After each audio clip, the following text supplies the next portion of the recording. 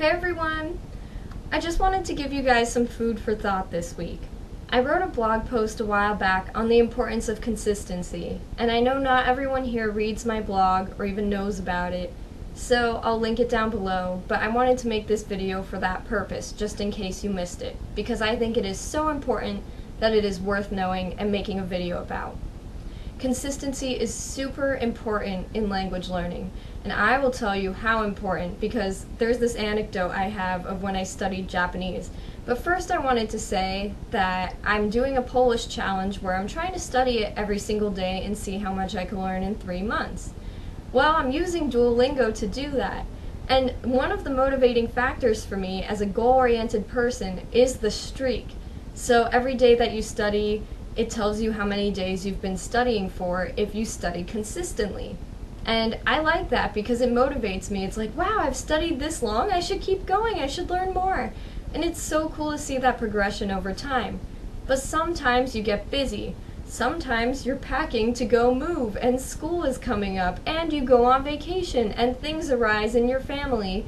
And you get to the end of the day, you fall asleep, you wake up the next morning and you're like, oh man, I forgot to study. And then you lose your streak. And that happened to me 2 different times, and I really wish that that didn't happen, especially being the goal-oriented person I am. It was really discouraging.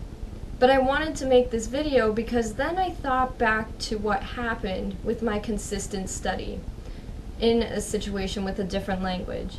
Now, there are times where life takes over and the day goes by and you don't realize that it's already the end of the day and it's too late and everything and you missed your streak.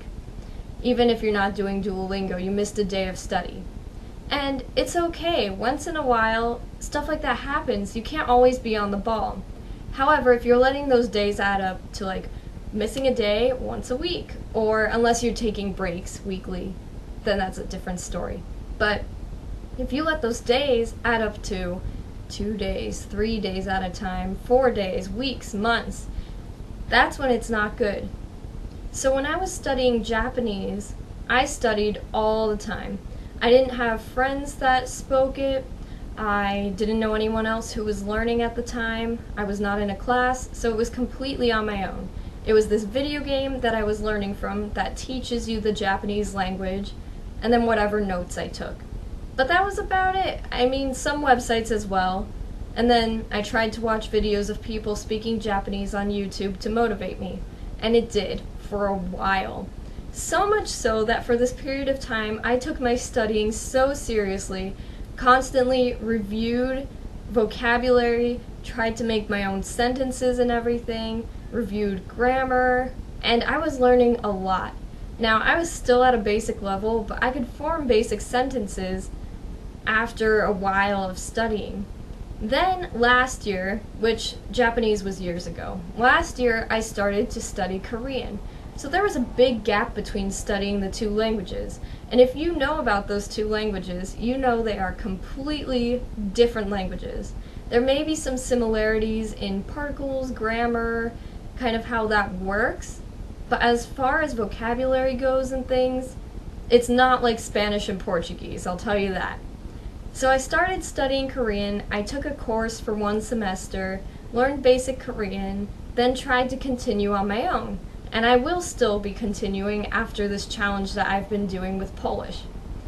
So I had been studying it, but surprisingly, even though I was reviewing it often and daily, I had the Japanese words so ingrained in my mind from studying for such a long time every day that sometimes Japanese would come to my head first, before Korean, and there was no reason for it to, because they weren't similar vocabulary words or anything. So I thought that that was amazing, and how could that be happening after years of not studying it? And to this day, it still does happen if I'm reviewing Korean, which, like I said, I haven't been studying it in a while, so it's not super fresh in my mind, but the base is also a little bit weaker than my base with Japanese, at least I think so. Well, I'm going through my list studying my vocabulary with the mindset of think of the word in Korean, I see the English word, and right away I'm thinking Japanese, and I don't know why. So That is the power of consistency. It helps you, even if you study a little bit, like 5 minutes a day or something. It won't help you progress a whole lot in a short amount of time, but it's actually better to draw things out for longer periods of time, because then you're really soaking it in and really understanding it. And because of this, I was able to build a foundation in Japanese, even though it's basic, but build this foundation, and then that helped me remember words years later, that even if I watch an anime once in a while, I'll understand a word or a phrase, even though I can't really understand Japanese at all. So that is the power of consistency. And even though I was upset about losing my Duolingo streak, I was still studying pretty much every day. And the whole point of this was to say, well, I shouldn't be discouraged by losing my streak. I should actually continue trying to study daily. Just pick up and keep going. Because it could result in me remembering Polish years from now if for some reason I stop learning. So I just wanted to tell you guys, hopefully this is encouraging to you and gets you to study more and more seriously. Alright, I'll see you guys next time. Bye-bye!